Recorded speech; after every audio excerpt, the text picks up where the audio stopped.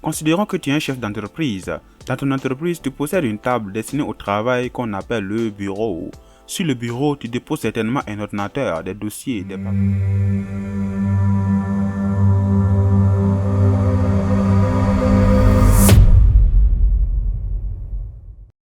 Hasta la biba, salut la famille et bienvenue dans cette série de vidéos de expertise Microsoft Office consacrée à l'apprentissage de Windows 10. Nous avons vu précédemment les différentes parties d'un ordinateur et aussi un petit vocabulaire sur la souris. Dans cette vidéo, qu'est-ce que nous allons faire? Nous allons découvrir le bureau de Windows, bureau avec grand B. Quelle est la fonctionnalité du bureau? J'ouvre l'application Point pour t'expliquer un peu. Considérons que tu es un chef d'entreprise. Dans ton entreprise, tu possèdes une table destinée au travail qu'on appelle le bureau. Sur le bureau, tu déposes certainement un ordinateur, des dossiers, des paperasses, etc. À côté, tu déposes aussi une petite poubelle pour garder les dossiers indésirables, sans oublier le grand casier dans lequel tu stockes les dossiers que tu consultes rarement. Ce principe est repris par Windows. À l'image du grand casier, tu as le disque dur qui stocke toutes tes données consultées rarement. Le bureau virtuel de Windows, à l'image donc du bureau physique, contient les dossiers fréquemment utilisés donc du disque dur ou des raccourcis donc de ces derniers afin donc de rendre leur accès rapide. Maintenant que ceci est compris, passons à une étape supérieure. Convenez avec moi qu'un ordinateur doit être propre et bien rangé. Pour cela, rendons beau et présentable notre bureau. Fais un clic droit sur le bureau, non pas sur une icône donc du bureau comme ceci, mais plutôt sur une partie vierge donc du bureau. Sélectionne personnaliser. On peut mettre trois types de fonds d'écran sur notre bureau, soit une image, soit une couleur unie, soit un diaporama. Nous allons les voir tous dans cette vidéo, mais pour le moment, choisissons d'abord une image. Windows te propose une série d'images ici. Clique sur l'image pour la transformer comme arrière-plan. Comme ceci. Alors, je prends celle-là comme un autre exemple. Si les images proposées ne te conviennent pas, tu peux parcourir donc le fichier pour appliquer une autre image. Clique sur parcourir.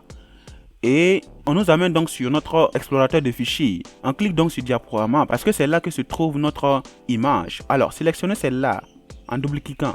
Et bim, on l'a pris comme fond d'écran. Si la taille de l'image est petite ou grande par rapport au bureau, comme ceci, donc tu peux venir préciser à Word, d'ajuster soit l'image, soit la remplir ou l'étirer, comme ceci. Ça c'est en la remplissant, en l'ajustant, en l'étirant. Alors, une image étendue et pour une image centrée. Alors, nous allons repartir donc dans l'ajustement. Ici, notre image est ajustée par rapport au bureau. Alors, nous remarquons qu'il y a des parties qui sont délaissées. J'ouvre l'application Point pour t'expliquer un peu. Voici notre bureau et voici notre image. Donc qui est ajusté ici. Alors ces parties ne sont pas couvertes donc par l'image. Donc ce que nous pouvons faire, nous pouvons dire à Windows de venir colorer ces parties donc qui sont non occupées donc par notre image. Alors donc nous venons le préciser ici en choisissant donc les couleurs d'arrière-plan. Alors remarquez bien, si je clique, les couleurs d'arrière-plan vont changer. Je peux prendre du rouge, je peux prendre du jaune. Alors ce n'est pas bien joli, mais je vais préférer donc un peu une couleur sombre, mousse comme ça. Oui, et ça je pense que c'est bien plus beau. Ok? À présent, pour les partisans de la sobriété, le deuxième type d'arrière-plan peut vous intéresser, c'est-à-dire la couleur unie. Alors, ce type de fond d'écran donne une couleur unique à votre bureau, comme ceci.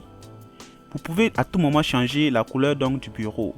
Du rouge, un peu une autre couleur, du bleu, ok? Donc, moi, j'aime plutôt la couleur un peu sombre. C'est bien beau, n'est-ce pas? Maintenant, attaquons le troisième type d'image.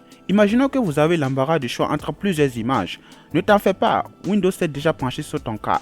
Utilise le diaporama qui est le troisième type d'image. Pour utiliser le diaporama, il va falloir créer un dossier contenant les images que tu raffoles. Alors, j'ai déjà créé le mien. Je clique dans parcourir, il est ici. Alors, voici le dossier qui contient les images que je raffole. Je choisis ce dossier. Alors maintenant, il ne te reste plus qu'à choisir le temps entre deux images. 1 minute, 10 minutes, 30 minutes. Alors ici c'est quoi? C'est-à-dire, si on choisit 1 heure, chaque 1 heure, on aura un nouveau fond d'écran. Ou bien 6 heures, chaque 6 heures, on aura un nouveau fond d'écran. Ou bien, on peut même aller jusqu'à une journée. Ton fond d'écran change chaque jour. Alors c'est tout pour cette partie. Félicitations, tu viens d'apprendre comment changer l'apparence donc de ton bureau. La vidéo suivante répondra à la question comment organiser son bureau. Surtout à ne pas louper. Abonne-toi tout de suite. Ciao.